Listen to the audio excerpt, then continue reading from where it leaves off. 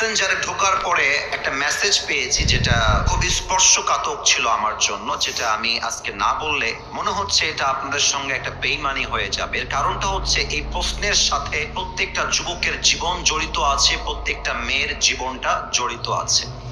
একজন যুবক আমাকে লিখেছে যে হুজুর, আমি সুইসাইড করতে চাই, আত্মহত্যা করতে চাই, এবং আত্মহত্যা করার পূর্বে আপনার সাথে আমি 1 মিনিট কথা বলতে চাই।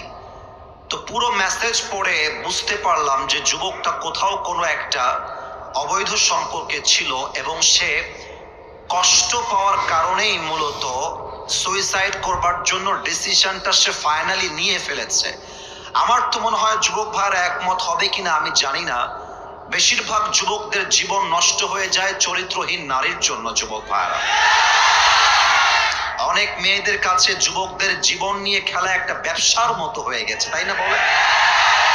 আর আজকালকার মেয়েরা বোরকা পড়লে কিন্তু দিনদার হওয়া যায় না। যুবক ভাইরা, অনেক মেয়ে দেখবা বোরকা পরে এমন টাইট ফিটিং বোরকা পরে ঘুরে বেড়ায়, তার দেহের প্রত্যেকটা অঙ্গ প্রত্যঙ্গের ভাঁজ বোঝা যায়। সেই মেয়েদেরকে বলতে চাই, আব্বা জান, একটু আপনার মেয়েকে সামলায় রাখেন।